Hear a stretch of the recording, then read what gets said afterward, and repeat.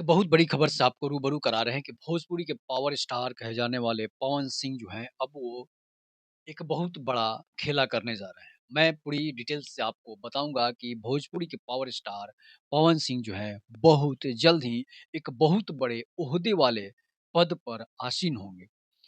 तो पूरी कहानी मैं आपको बता रहा हूँ कि आखिर पवन सिंह को बीजेपी क्या बनाना चाहती है, ताकि बंगाल चुनाव को लेकर जिस तरह से सरगर्मियाँ हैं, जिस तरह से मेहनत बंगाल सब में बीजेपी कर रही है और जिस तरह से बांग्लादेश में हिंदुओं की हत्या हो रही है और बांग्लादेश में जो हिंदुओं की हत्या हो रही है, उसके बाद बंगाल में जिस तरह से ममता बनर्जी के खिलाफ विरोध प्रदर्शन हो रहे हैं, उससे यही लगता है कि इस बार बंगाल में बीजेपी जो है वो बाजी मार लेगी और सबसे बड़ा फैक्टर आता है पवन सिंह का नाम। इसलिए कि पवन सिंह का नाम क्यों नहीं आए? इसलिए कि पवन सिंह को आपको पता ही है कि जो पिछले साल जो है लोकसभा का चुनाव हुआ था 2024 में, उस चुनाव में पवन सिंह को बंगाल से ही जो है टिकट देने की प्लानिंग बनी थी। हावड़ा सीट से जो है पवन सिंह को आसनसोल की सीट से लोकसभा का चुनाव लड़ाने का प्लान था।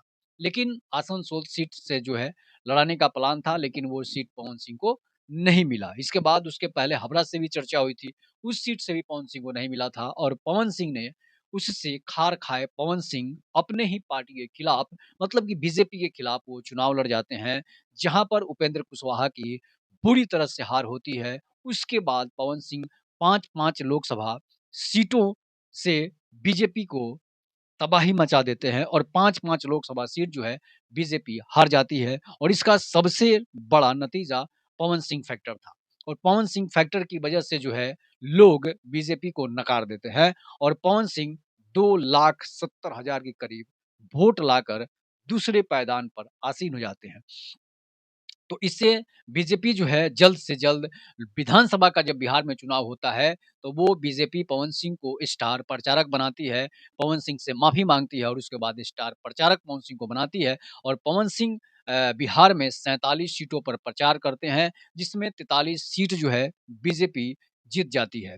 तो है ना बहुत बड़ा पवन सिंह का पावर पावर स्टार ऐसे ही नहीं कहा जाता है, मूड बनने में थोड़ा टाइम लगता है।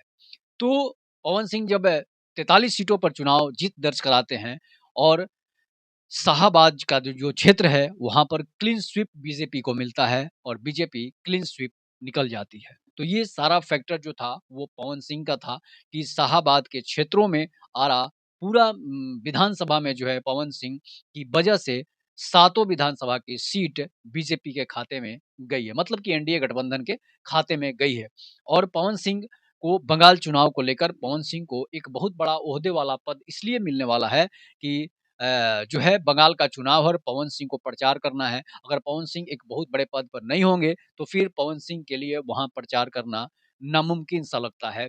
स्टार प्रचारक के रूप में प्रचार कर सकते हैं, लेकिन अगर एक बहुत बड़ा पद रहेगा, तो ज़्यादा बेटर छवि उनकी दमदार वाली छवि के रूप में वो प्रचार करेंगे और वोट बटोरने में इसलिए कि बंगाल में जो है बिहार के लोग ज़्यादा रहते हैं।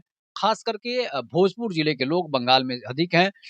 बिहारियों की संख्या बंगाल में करीब-करीब जो है 17% है। तो 17% बिहारी एक बहुत बड़ा जो है विधानसभा सीटों पर बहुत ज़्यादा अधिक विधानसभा सीटों पर जो है अपना वहाँ पर भूमिका निभाते हैं। मतलब कि बिहारी वहाँ पर कम से कम 90 से 95 सीटों पर जो है अपना वोट करते हैं और अपना दम दिखाते हैं और सभी सीटों पर निर्णायक भूमिका में रहते हैं। इसलिए पवन सिंह को बीजेपी चाहेगी कि उन सभी 90 से 95 सीटों पर प्रचार करे और चुनाव बीजेपी जीते। इसलिए कि बीजेपी वहाँ 80 के करीब सीट जीती हुई है। तो इस बार बीजेपी चाहेगी कि काफ़ी ज़ोर-शोर लगाकर कि पवन सिंह को लगाकर जो है बीजेपी वहाँ पर चुनाव जीते और ममता बनर्जी का इस बार पत्ता साफ कर दे।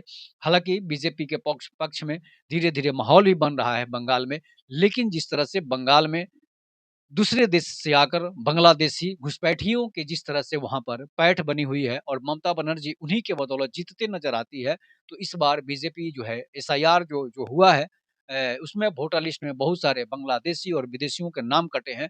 इससे बीजेपी वहाँ पर चुनाव जीत सकती है और पवन सिंह एक बहुत बड़ा फैक्टर हो सकते हैं। इसीलिए पवन सिंह को भुनाना चाहती है और बीजेपी जो है अगले साल होने वाले राज्यसभा के चुनाव में हो सकता है कि राज्यसभा बीजेपी पवन सिंह को भेज दें। इसलिए कि अब बैठक में दिलीप जायसवाल से लेकर बीजेपी के बड़े-बड़े नेताओं की बैठकें लगातार जारी है और बीजेपी आलाकमान की भी इच्छा है कि पवन सिंह को एक बहुत बड़ा पद दिया जा सके। अगर एमएलसी का पद दिया जाता है, तो ये पवन सिंह के लिए एक छोटा पद होगा, मतलब कि पवन सिंह को अपमानित करने का पद होगा।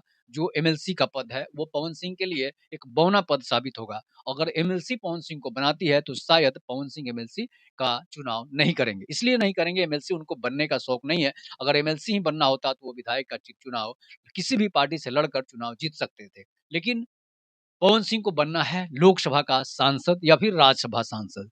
इसलिए पवन सिंह एमएलसी का पद तो ठुकरा सकते हैं। जब वो विधायक का पद ठुकरा सकते हैं, तो एमएलसी का पद कोई बड़ा चीज़ नहीं है। भले ही ऊपरी सदन है, लेकिन जो है पवन सिंह बनेंगे, तो सांसद ही बनेंगे या राज्यसभा हो या फिर लोकसभा हो। ये पवन सिंह का पावर है और पवन सिंह इस बार अगर बीजेपी उन्हें लोकसभा या राज्यसभा नहीं भेजती है, तो समझिए कि पवन सिंह इस बार एक बहुत बड़ा गुल खिला सकते हैं ताकि बीजेपी बिहार से खत्म हो जाएगी। इतना पावर रखते हैं पवन सिंह। समझिए कि पवन सिंह का 43 सीटों पर जब पवन सिंह प्रचार करते हैं, तो चुनाव जितवा देते हैं। तो समझ लीजिए कि लोकसभा में पवन सिंह अगर 2-2 या 5-5 सीटों पर भी चुनाव लड़े, तो वहाँ पर हराने का मद्दा रखते हैं। भोजपुरी के पावर स्टार पवन सिंह वैसे ही पावर स्टार नहीं कहा जाता है, मूड बनने में थोड़ा टाइम लगता है। अब ये मूड बनने में टाइम नहीं लग रहा है, डायरेक्ट पवन सिंह मूड बना ले रहे हैं और बीजेपी का खटिया खड़ा कर दे रहे हैं। तो इसलिए बीजेपी उन्हें मिलाई है और हो सकता है कि पवन सिंह को बीजेपी राज्यसभा भेज दे या फिर लोकसभा के लिए हम लोग तैयार हैं, पवन सिंह भी तैयार हैं।